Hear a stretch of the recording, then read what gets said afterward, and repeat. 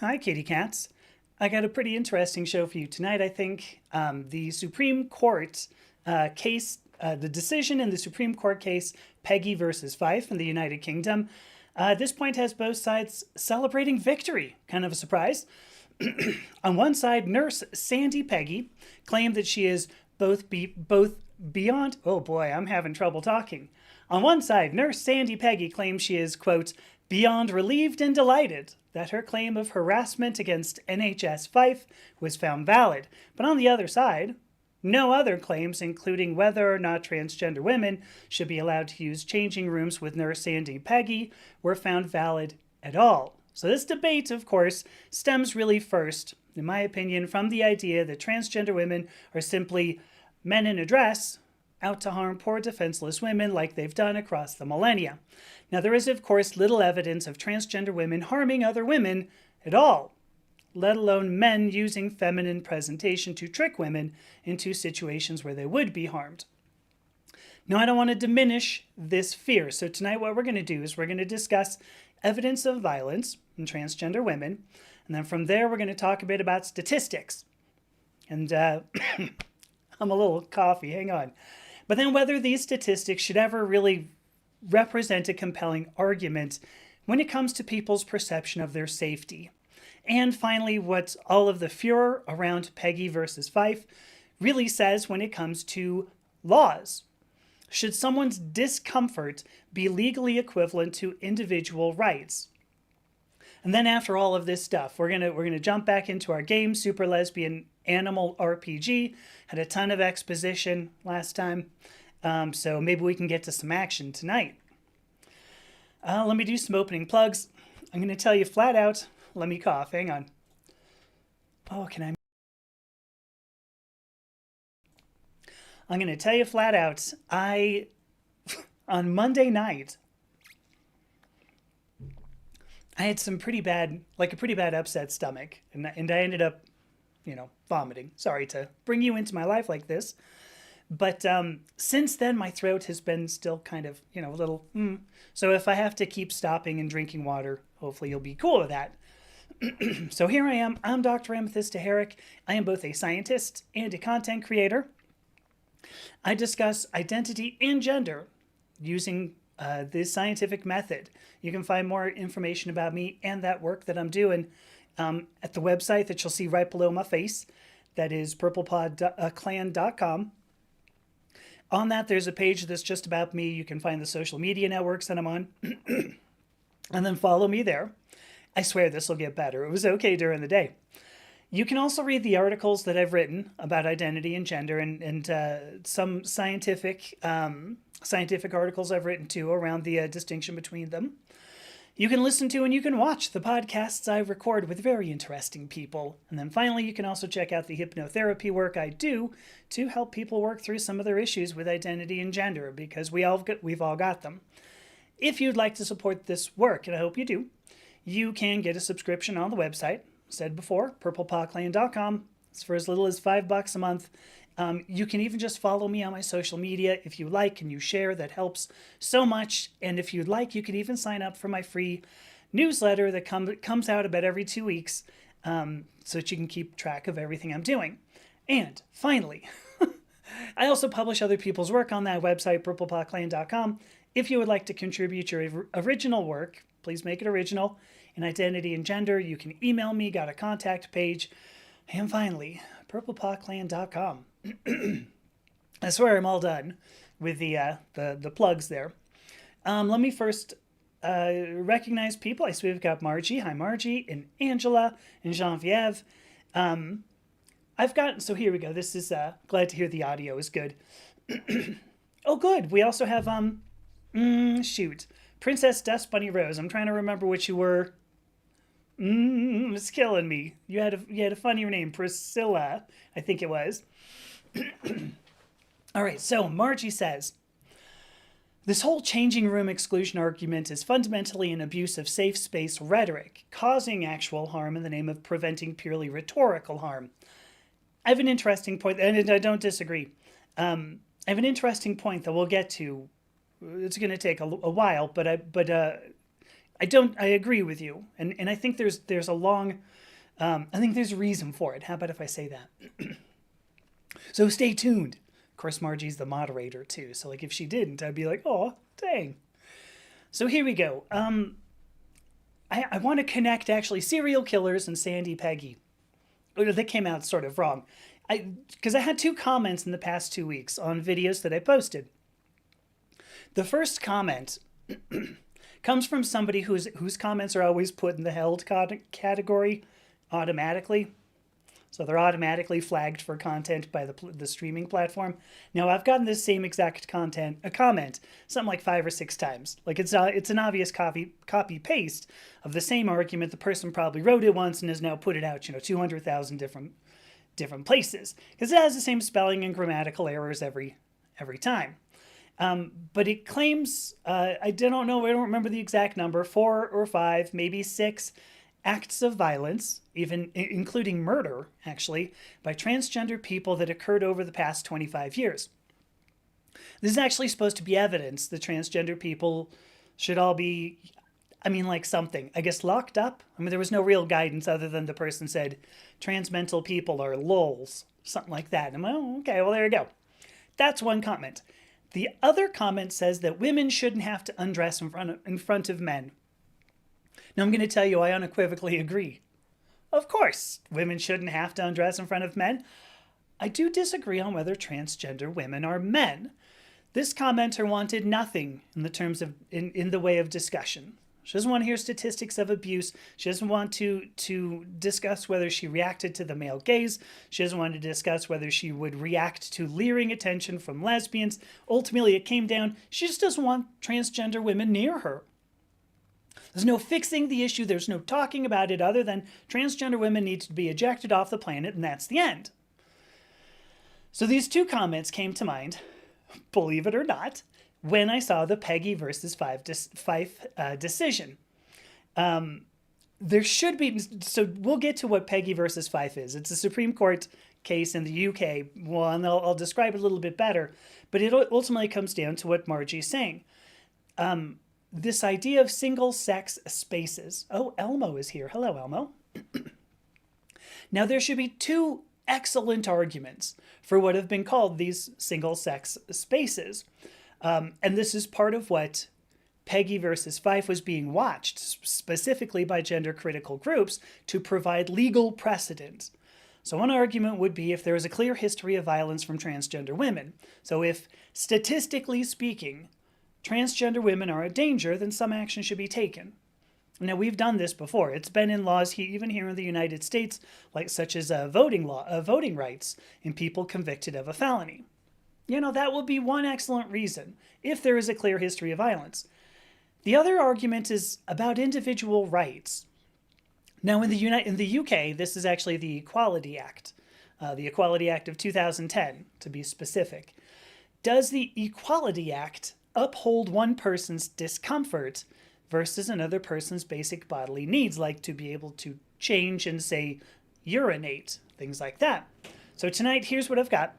We're going to look at the history of violence in transgender women. Why not? I want to talk about what these statistics really mean. Because, I've used these, but are these valid talking points against fear? Do they really apply in discussing single-sex spaces after millennia of human history? I kind of think they do, but at the end of it, we can talk about Peggie versus Fife, because it's not a victory for the gender-critical crowd, but neither is it a victory for transgender rights. And so anyway, if we end up with time after all of this, we'll hop back to Super Lesbian Animal RPG. Hopefully we can see some action tonight. You know I didn't mean it that way. But we had a ton of exposition, so hopefully we can do some adventuring. Adventuring, that's what I was saying. One final thing. Our good friend Morgan, so my friend Morgan, good friend of the show and everything. I don't really know what that means, but it's something David Letterman would say. So my good friend Morgan had surgery today. She, I believe, is still in surgery right this moment, so I'm wishing her the very best in her recovery. If you watch this, Morgan, best of luck from all of us. No doubt, you deserve the best. So, all right, so let me see. Serial killers and Sandy Peggie. What? Margie says, yes, I did. It was, it might have just been funny. The bit about getting some action. All right, so let's talk about violence. I always try to make like funny titles for each of these sections. The title here was Violent Trans Femmes, which I thought was pretty funny. I don't know. I'm not going to quote Blister in the Sun or anything, but anyway, Violent Trans Femmes. One last thing before I say something else too, because Genevieve, I saw your comment. Reach out to me. I totally want to have another conversation because I never did see pictures of your tattoo either. Who knows? Maybe I'd see it live. Woo. So yeah, reach out to me. Sorry, I don't know why I'm looking there. Reach out to me. All right, Violent Trans Femmes. I want to start with the first comment I got about violence from transgender women, specifically transgender women. So I did a bunch of research. I actually spent a lot of time researching all of these notes today. There have been no serial killers ever believed to be transgender. None. Not a one.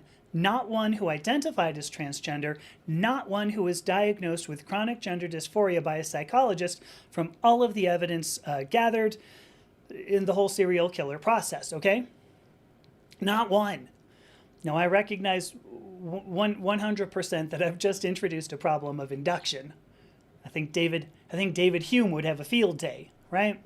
Karl Popper would come after me. Hi, Astro Ranger. Yes, this Nurse Peggie thing has reached the U.S. She is in Scotland, yes. It'll be an interesting tidbit here. Wait until you see all of this stuff. So we have a problem of induction. In order to prove there are no transgender serial killers, of course, we have to find all serial killers. Not all serial killers have been found. The problem of induction is not the point. I recognize that even though we have found no transgender serial killers, saying this does not mean none have existed. I recognize that saying this does not change the probability that any has existed or will exist. What it does say is that being transgender separately has never been correlated to being a serial killer. Now this comment, because this person brought it up, by the way, this comment brought up other violent offenders. I'm not going to go through all of them. The short story is, I did go through all of them, and none of them, all of the people had not been found, how do I want to say this? None of the people had been found to exhibit gender dysphoria or even identify as transgender. So this comment that like I said, I've gotten 5 or 6 times, right? It's filled more maybe, just filled with misinformation. So for that reason, every time I see it, I just report it as misinformation and move on. But there is a reason this person keeps sending me the same comments. And I think this reason comes down to statistics, first of all, and how the human mind works. Which leads me directly to this second comment that I got. But before I get there, let me check comments really fast. Let me check these. Let me see. There we go. See, it's a good Violent Femmes reference there. Thank you, Margie. I knew I could count on you to bring out a Violent Femme song. Here we go. Yeah, so Astro Ranger brings up. So here's a little spoiler. Yeah, the Supreme Court case, they found that NHS Fife only harassed Nurse Peggie, but all the claims against the doctor were chucked out. Yeah. So it's an employment tribunal. Wait, was this not a? Maybe I'm getting my terminology mixed up too. Oh, Miranda showed up. Hello. So maybe I'm getting my terminology mixed up, which will be which is a bummer. But let me keep going. All right, let me see statistics. Let's look at. Okay, thank you, Astro Ranger. So employment tribunal, so not the Supreme Court. I stand corrected. Thank you. Statistics of dangerous people. So just recently, in fact, literally yesterday, I finished reading a book about the psychology, human psychology that's involved in, we'll call them mystical experiences. The author goes through like magical ritual, religious experiences, even just like suggestibility around exceptional situations, things that you don't see every day. It's the exception. Psychologists, and there's a lot of research around this, psychologists observe one really major factor in humans that drives a lot of our behavior. Humans want to find a reason why. Oh, Astro Ranger, that's right. Midnight in the UK. They said they're going to come back to, or they'll watch tomorrow. Okay, bye. Get some sleep. So humans want to find a reason why. They give a name to this, and it's called patternicity. So we seek patterns in the human experience, whether or not they exist. We seek patterns, and from those patterns, we try to come up with a reason why the pattern exists, which tells us why whatever it is that happens keeps happening, which implies reproducibility, etc. This proclivity, let's say, I don't know who talks like this, this proclivity to patternicity, proclivity to patternicity is what drives the scientific method. If we see 2 events, 3 events, 4 events, we never observe a pattern, we have no way of understanding why something happens. Like, we can't even come up with a hypothesis, let alone test it. We probably would not even correlate the events. And patternicity drives a lot of opinions. So an interesting tidbit, if you get somebody religious, so this was a psychology experiment, for lack of a better word. If you take a group of people and you put them in a room, so like you have, it doesn't make a difference, a bunch of chairs. If you point out to somebody who's going in, oh God, by the way, that person's religious. It doesn't matter what religion it is. A religious person will actually want to sit closer to that person. It's a pattern. Religious people sit closer to other people identified as religious. Members of a political party want to stick together. So this, proclivity to patternicity. This proclivity to patternicity is also how we end up resolving cognitive dissonance. So cognitive dissonance, right? If we go, oh, I believe this, but then I observe something else, we go, ooh, how do we resolve this? You can, and I think an excellent example is you can look at what the MAGA people are doing now. There is so much evidence of things just going, off the rails, even if you just look at the Epstein files thing. But they will not break ranks because of patternicity. In humans, if a pattern gets broken, we get frightened. We go, oh shit, what is going on? If you have this pattern of going, well, MAGA's right about everything, then the Epstein files must not exist. This is how we maintain the patterns. So patternicity. There's got to be a reason why I'm talking about this, right? Other than I find it interesting. My point is that if you look at FBI records, so crime records, so these are only US statistics. Fortunately or unfortunately, I'm a little unsure how I want to put this. FBI records indicate greater than 90%. It was actually a little higher, but I don't remember it depends on the year. On the order of 90% of murder and non-negligent manslaughter is committed by men. Greater than 90%. Greater than 95%, and it was significantly more. I went with 95 because it would cover every year. Greater than 95% of forcible rape is committed by men. Greater than 80% of aggravated assault is committed by men. It's typical for humans to want to satisfy our patternicity. If men commit crimes, and if transgender women might be men, then transgender women must be committing these crimes, right? It's just statistics. We're just trying to satisfy our own patternicity. But more than that, because patterns, finding a pattern is only step 1. Then we want to assign causes to events. Now there's no surprise every time a person of color harms a white person. It could be a complete accident. It's because this is a person of color, obviously, right? People of color are just by nature more violent, right? We saw this just recently. The National Guard was in Washington, D.C.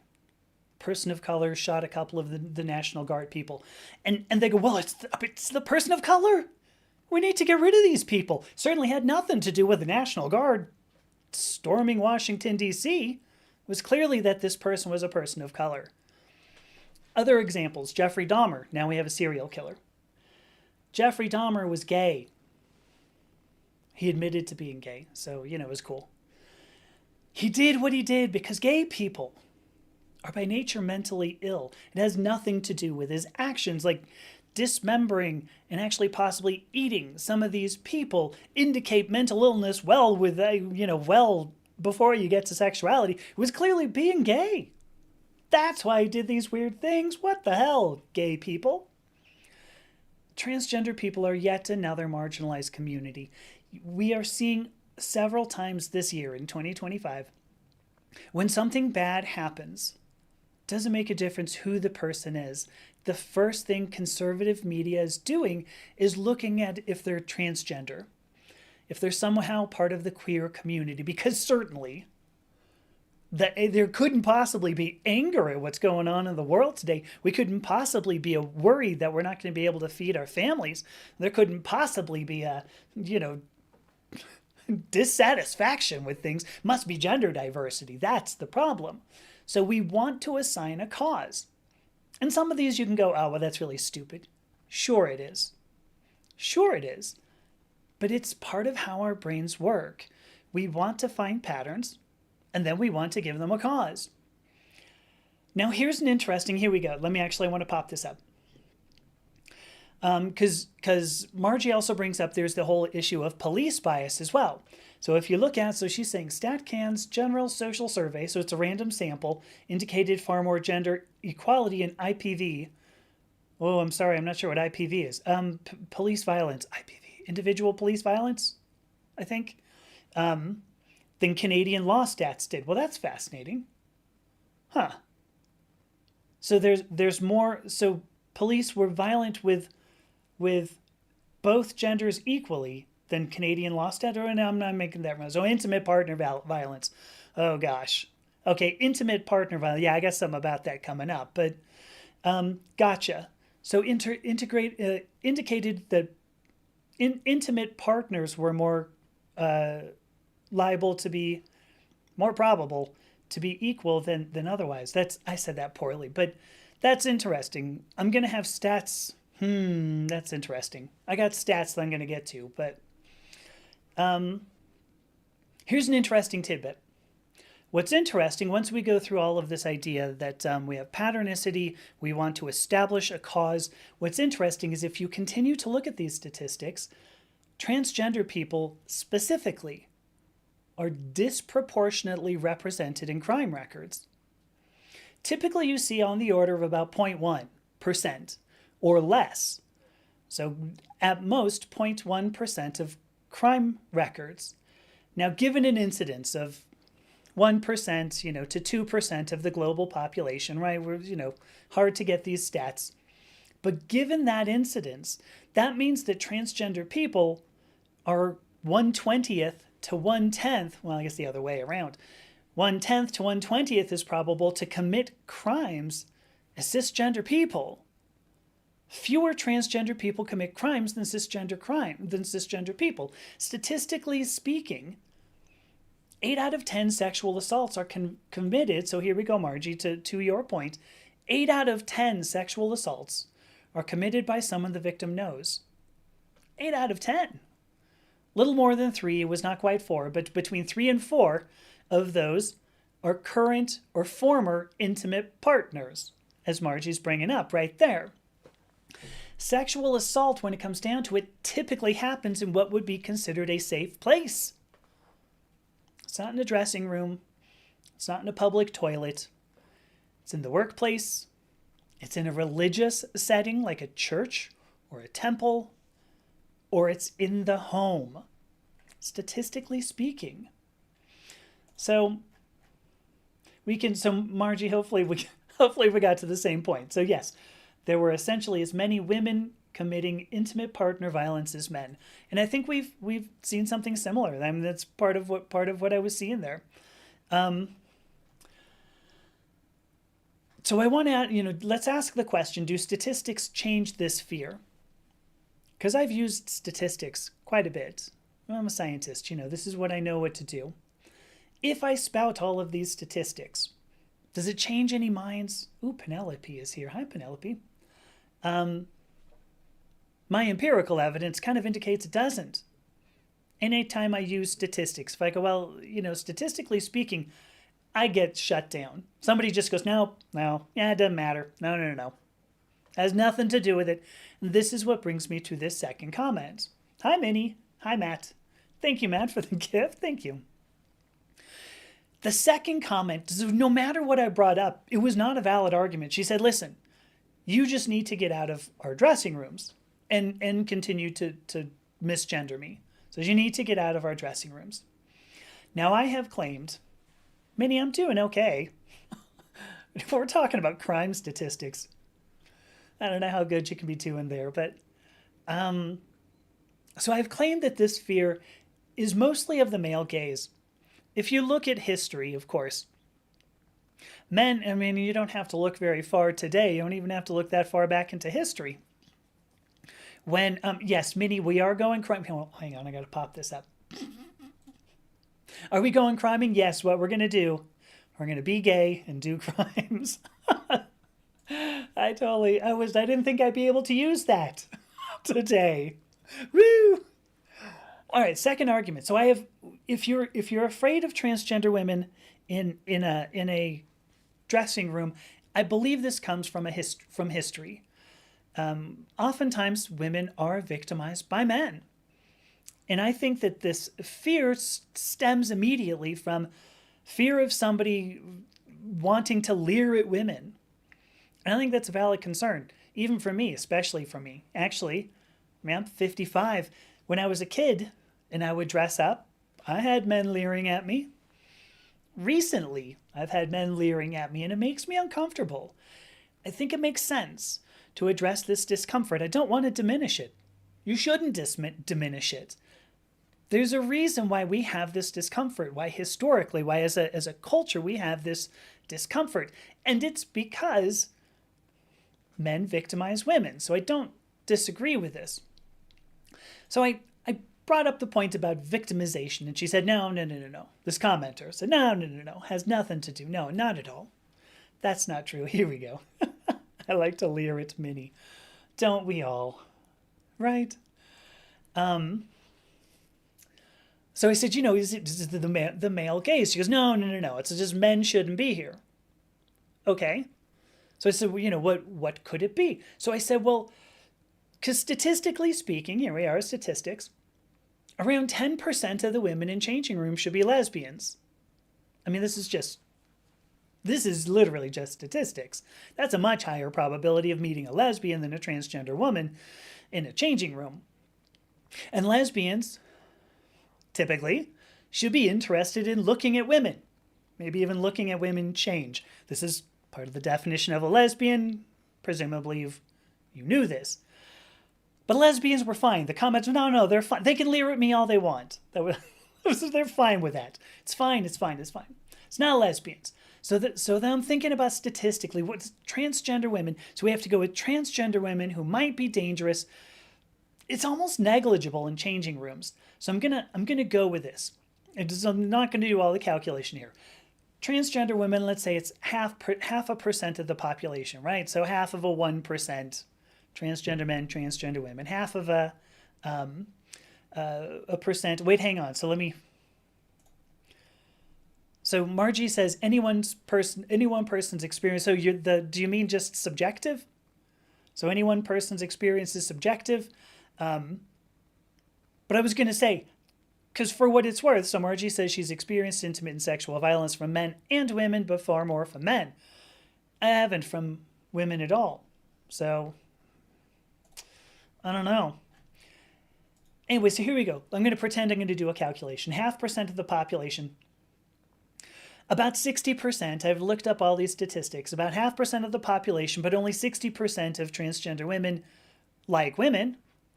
Of those, somewhere around 10% of those have had some form of bottom surgery. And then you have to look at actual crime statistics, like what percent of the population of men in general do these kind of things. And then you have to pull that disproportionate representation of transgender women out of that as well in the crime statistics. And so here we go. I pulled out my my Swiss Micros reverse Polish notation calculator. Very dorky, believe me. This is very geeky. I came up with about 2 times 10 to the minus 6% of the population who would be interested, capable, and prone to committing crimes such as that. To put this into perspective, so that's 1 in about every 10 million people. It's somewhere in that area. There's one in every like 6 to 10 million. That's on the order of like 30 to 40 people, 30 to 50 people in the United States. Yes, in the United States, 30 to 50 people. So in other words, based on what I was saying before, you are actually far more likely to be sexually assaulted at a family reunion at a church than you are by a transgender woman in a changing room. Now, there's a very valid question. Look at this. Everybody's saying reverse Polish notation rules. I mean, right? I know. There's a very valid question that's been brought up. If you allowed transgender women into spaces where women feel safe, wouldn't that increase the probability of sexual assault? Yes, it would. By on the order of 1 in every 10 million, people. It's a very valid question. And now we have to get to the point of where we're thinking about what laws do. For the most part, the laws that govern countries are based on human characteristics and not specifically statistics. I swear we're so close to getting to Peggie versus Fife. We're really close. But it's been 30 minutes, so let me do my little whatever the thing. Here we go. So Lacey here says, nonsense. Shakopee prison. 8 men in the female prison and most convicted of SA and rape. Well, so I did mention there were somewhere on the order of 30 to 40 in the United States. That is not nonsense. And here's the thing. You have called them 8 men in the female prison. Did they identify as transgender? Did they identify? Hang on. Well, actually, Lacey. Agreed. No means no. I'm not saying that transgender women should be immune to somebody saying no, that they should be allowed to rape. Not saying this at all. However, I will not agree necessarily that transgender women are specifically more violent. Because I want to ask you this. How many people are in the male ward of the block there? How many of those were convicted of sexual assault and rape? If you were not listening to what I was saying earlier, transgender women are disproportionately represented. Anyway, going back to this. Look it up. It's not hard to do the research. Do you know that's what I did today, Lacey? What do you know? Isn't that great? See, here we go. See, it's not going to make a difference how many statistics I throw at this person. It's not going to make a difference. Because in the end, this person just wants to say transgender women are wrong. There you go. Here we go, actually. And Matt brings up, thank you, Matt.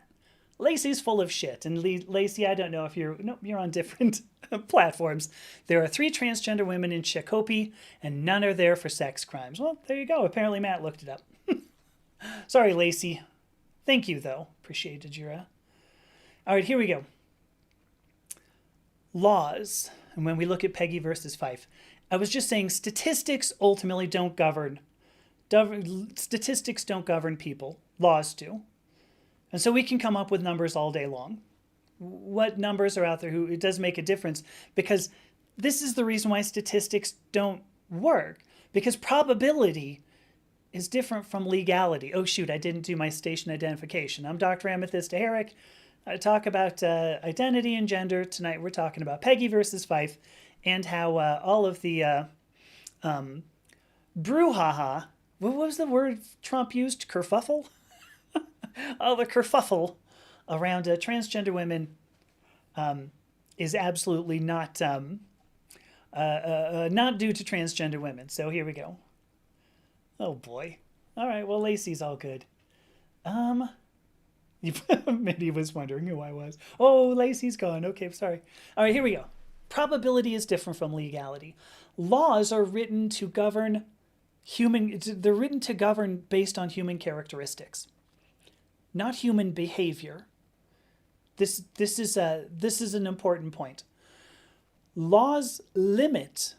Ultimately, laws are intended to limit behavior due to human characteristics. And this is kind of philosophical. This is what individual rights are. These are conditions of the human experience that necessarily limit other people's behavior against you. Let me make this more clear, because I recognize sometimes my philosophy gets a little bit philosophical. In the US, we have the right to life, liberty, and the pursuit of happiness. And no matter how many people want to negate those rights, no matter how high the probability that somebody may negate those rights, you are protected from those people. Not because of the probability that 99.9% of the people really would like to shiv you in a dark alley. Hi, Ro. But because those are conditions necessary to human experience. That's what an individual right is. Laws are typically not written about statistics. I did mention one that I looked up, or one that I can find. There are some. Usually they're trade regulations, right? You go, well, how much of a trade deficit do we have versus a trade surplus? These are having to do with statistics, but voting, that one's not a very interesting one. Trade regulations, except right now when our affordability is kind of going into the shitter. Just saying. But another one has to do with voting rights of people convicted of a felony. So some states, not all of them, this is in the U.S., some states believe that there is a higher probability of a person previously convicted of a felony. There's a higher probability of them making another bad choice. And so they like to limit these possible bad choices in elections. I've just got to kind of wonder, at what point are we going to apply this elsewhere? Because so they want to limit the possible effect on how a state ultimately is governed. Oh, hey, Emily is here. Hi, Emily. It's good to see you. So anyway, statistics, laws, individual rights. Now we can start to look at what happened in Peggie versus Fife. And by the way, with Lacey, I think this is a good emotional response. I don't think there's anything wrong with the emotional response. I do want to question where it comes from, because it's not about males and females. It's not about that. Ultimately, it's not. And that's the thing. Ooh, Amber's here. Hi, Amber. So let's look finally at Peggie versus Fife. I realize it took me 40 minutes to get here. I'm long-winded. I get it. All right. So if you look at the Supreme Court, this one is actually Supreme Court. The Supreme Court of the UK delivered a decision. This was in April of this year, April of 2025. Let's say that. And this was the decision that the Equality Act of 2010, which is the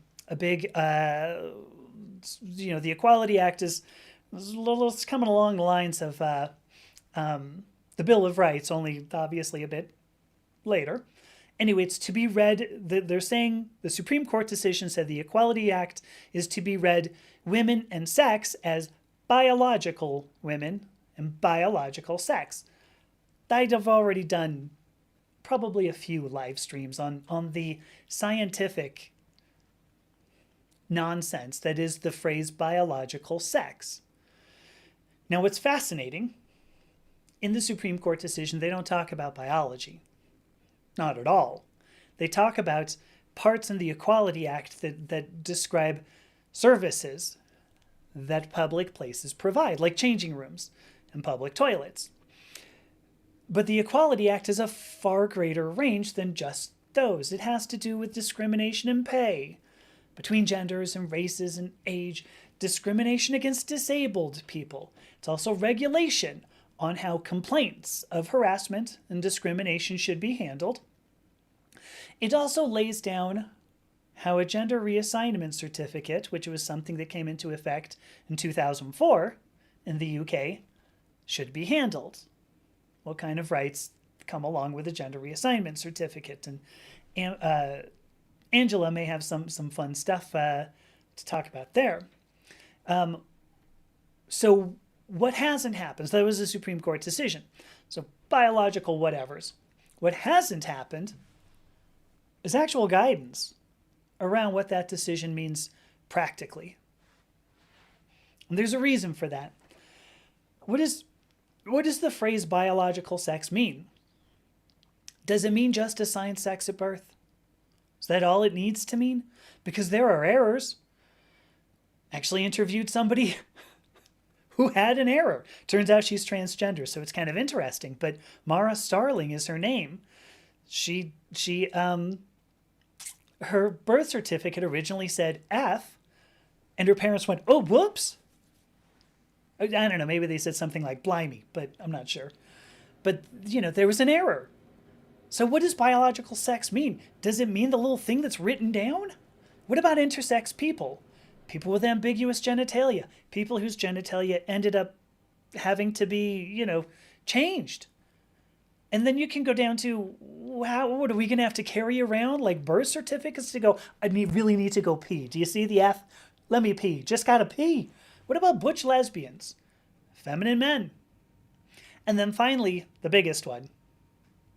How does all this get regulated? What does this mean for the places like public places that have to provide all this crap? I'm looking at so many funny comments here. Where the hell was it? I want pizza, not noodle. There's so much around this. Oh my gosh, so Bo's here. So Bo's, by the way, hi Bo. So Steven Spielberg wrote a book about an innocent 13-year-old boy that the state of South Carolina executed. I don't actually know that one.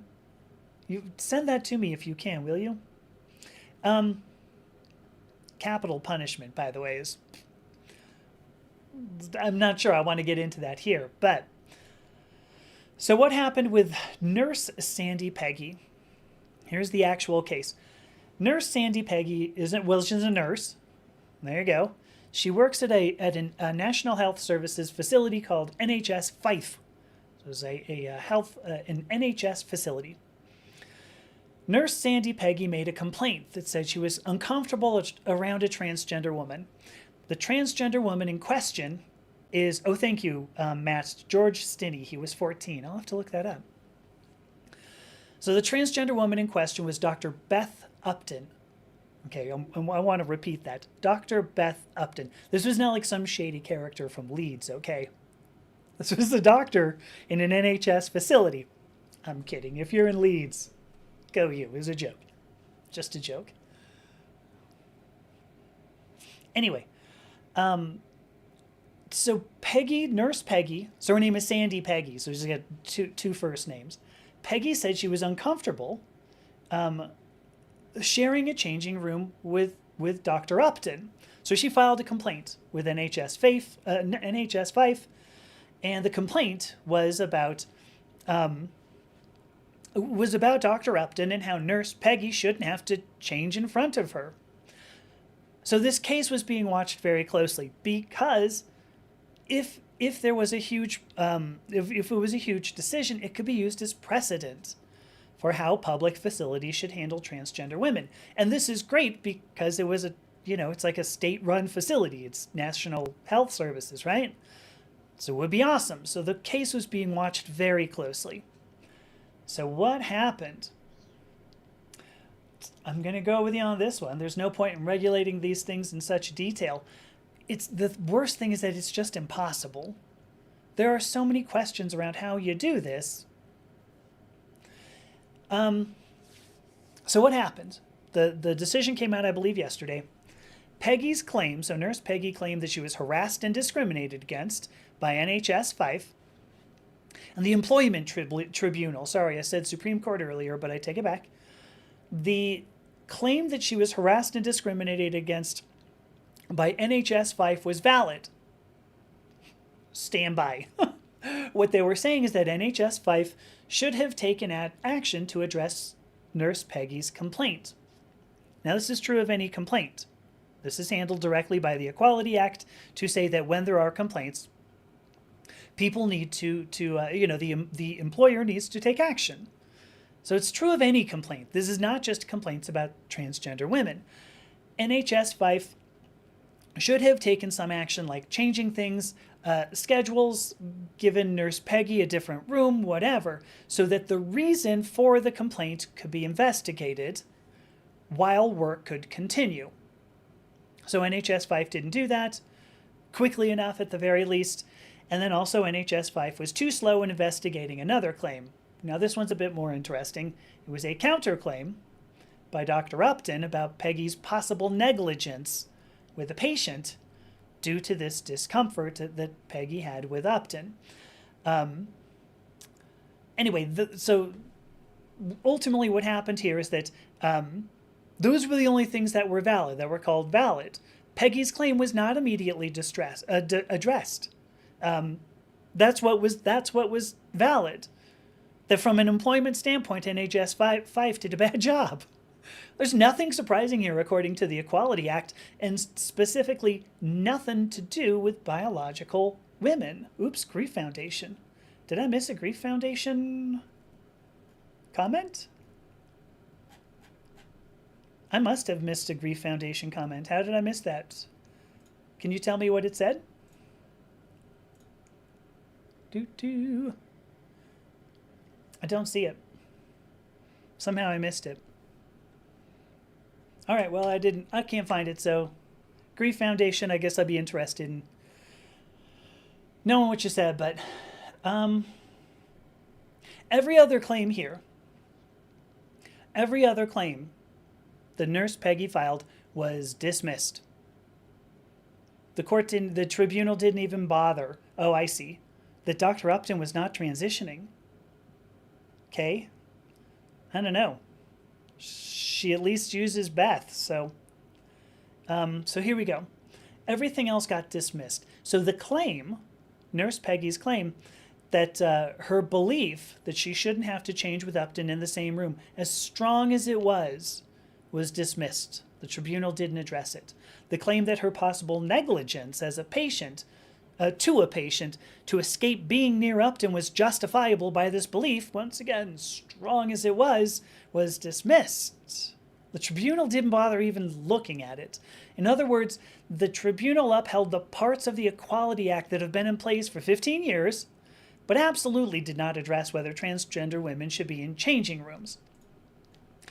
I think there's a very good reason for it, and I realize it's taken me a while to get here, but here we go. Is fear legally equivalent to individual rights? Because this decision by the tribunal seems a bit at odds with this April 2025 decision. If changing rooms are only for biological women, then Dr. Upton shouldn't have been there for Peggie to feel harassed.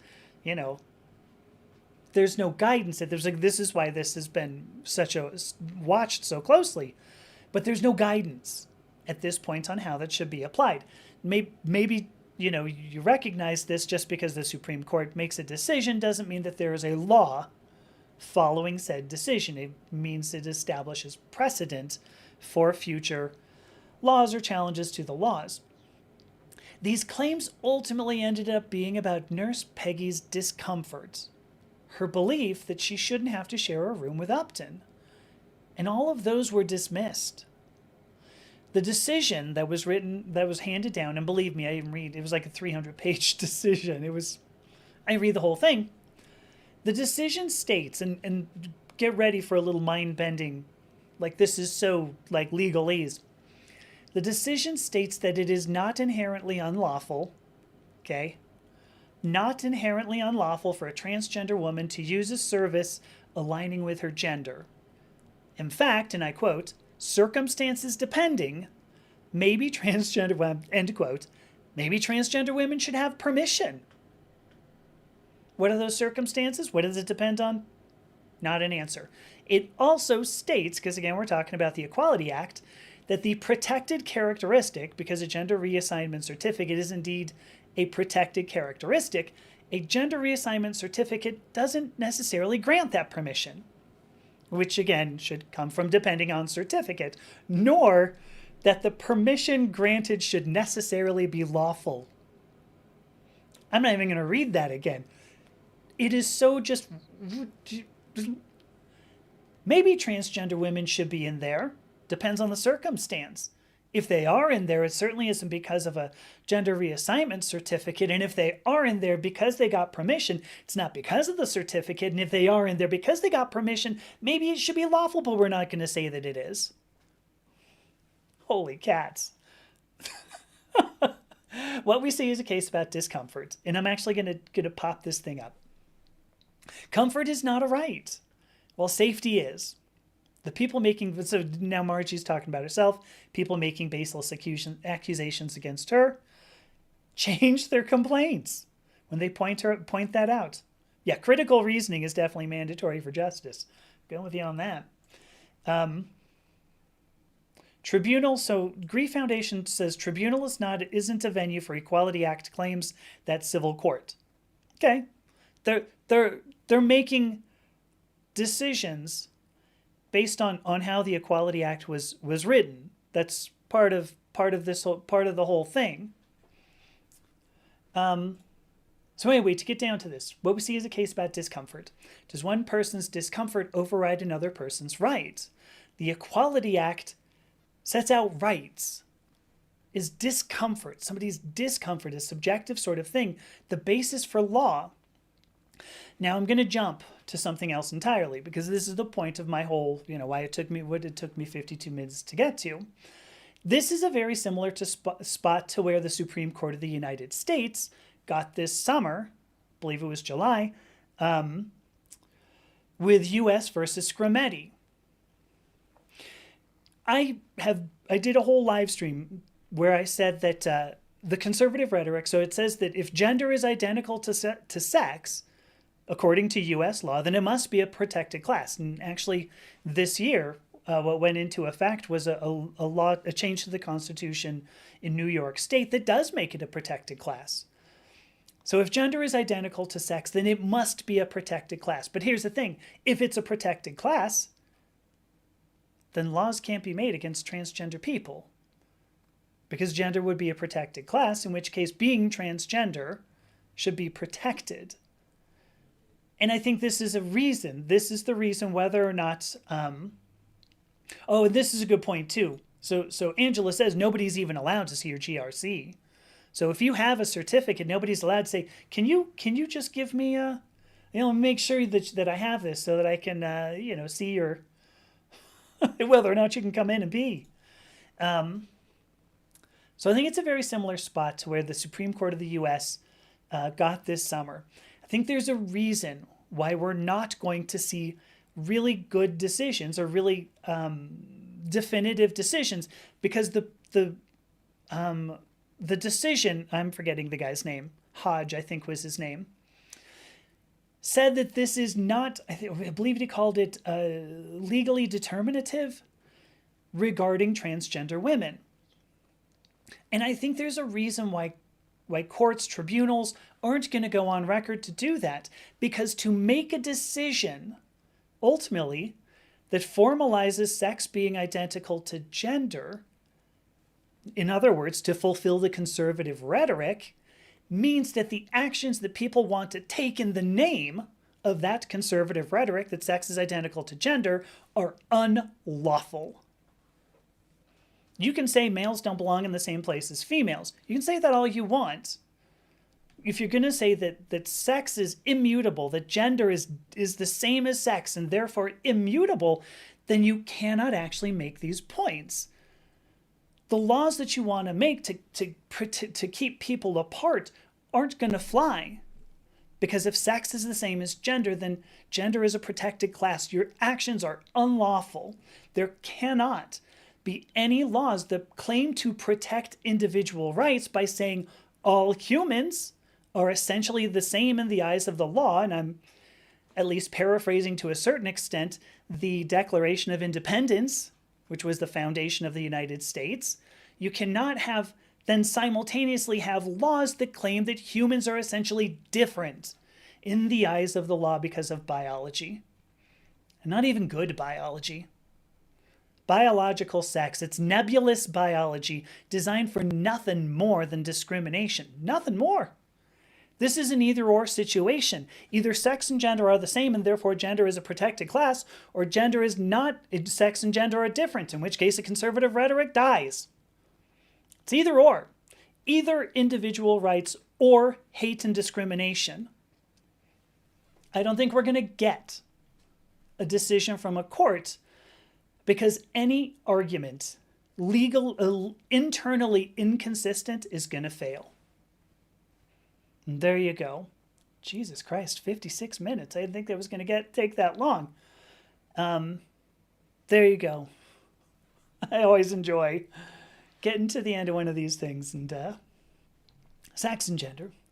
I think here you go. Bo says that Starship Troopers had it correct that every locker room should be communal for responsible adults. What's interesting, that was in, oh hey, the poet Miranda is here. Hi, poet Miranda. What the hell was it? Was it with Callista Flockhart? How am I not getting this? The Law Show with Callista Flockhart. You know what I mean. Whatever it was, somebody's gonna pop it up. It was the same there, didn't they? I mean, like they had a communal bathroom, a communal restroom. So was that it? So aliens had shared bathrooms too. See, there you go. Here we go. So Priscilla. So here we go. This Matt likes to go by his robotic sex because the biological one is just so squishy. I'm gonna have to bring Minnie into that, I think. But here we go. I like this. Thank you from Priscilla here. While society forces people to conform to ambiguous norms, it rarely forces people to be understanding of others with a difference of any kind. Protected classes are generally protected via. Allie McBeal, thank you. So anyway, protected classes are protected. Oh, I see what you're saying. I think sensitization, I think is what you're trying to say. That's a great point. Because see, look at this. If you were to say that sex and gender are identical, then what you should be able to say is, you know what, I don't feel very comfortable. There's a black man standing next to me, and I'd like him just to be taken out. What are we doing? There's somebody who is Muslim in NHS Fife. I would like this person taken out. If sex and gender are the same, gender must be a protected class, in which case it's the exact same argument. So I think this is why we're not going to see a decision, because in order to do this, it's going to end up tearing down the entire argument. It's going to have to. Here we go. I like this. Angela says she goes to her club and gets changed into her swimsuit, and nobody's ever questioned her sex. They don't know she's transgender. I mean, the thing is, I go into their locker room at the gym, 3 times a week, typically. Except for Monday, because did I tell you Sunday night that I was vomiting. Sorry. Sunday night. Oh, it was so rough. Oh my gosh. I woke up every hour until about 4 a.m. Then I felt better, and I'm still a little squidgy right now for what it's worth. Ugh. Anyway, but I go into that 3 times a week, and I've had conversations where I'm like, ooh, tell me how you do your hair. And they're like, sure, whatever. I don't think it's because they do or don't know that I'm transgender, because maybe they do. Maybe there's at least one who goes, you know what, I can totally tell. Whatever. But I mean, Angel makes a great point, which, no joke, that was perfect. Thank you, Angel. First of all, hi, Angel. But second of all, this was exactly what I was going to do. I don't make it a habit to go into a locker room and check out people changing their clothes or go and pee or whatever. It's creepy. If you're doing that, it's not because of your gender. It's because you're creepy. Stop being creepy. I think that's the first point. Don't be creepy. That's the bigger one. So, all right, wow, I got 6 o'clock. You put... Minnie says she's saving herself for marriage. I will believe that I will believe that when I see it. Oh my gosh. So Angela says some people even ask if she has children. So this was, oh my gosh, a little more than 2 years ago. It was in 2023, I know. I was talking to somebody and we just kind of ended up, I don't know, we went to lunch. Forget it. It doesn't make a difference. The point is that we ended up, we're talking a little more like in depth. And I said, oh, you know, we only have one kid. And she says, oh, did you have a hard labor? And I was like,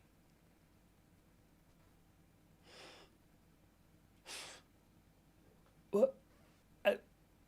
My partner actually was the one who gave birth. So yeah, we were kind of old. I had no idea what to ask her. And so I guess, or what to say to her. But the point is that, yeah, I hate it when somebody goes, oh, we can always tell. Always tell. If that were true, would I have gotten that question? Would Angela have gotten this question? No. Anyway. Oh, you know what? Same. Minnie says she had to fake herself through a period conversation. Now, the thing is, I did grow up with 3 sisters.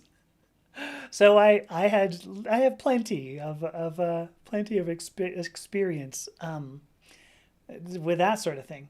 What do I got? What was the other one? Rose says, here we go. Yes, yes, yes. So totally true. So